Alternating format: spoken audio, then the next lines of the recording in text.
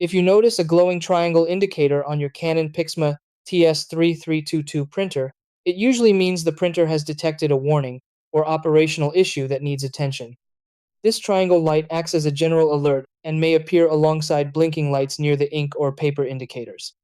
Common causes include low or improperly installed ink cartridges, paper jams, or an empty paper tray. By checking a few key areas of the printer, you can usually identify the reason behind the warning and restore normal printing quickly. Try these.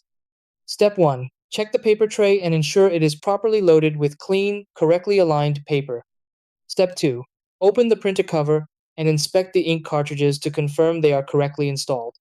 Step 3. Look inside the printer for any small paper jams or debris blocking the paper path.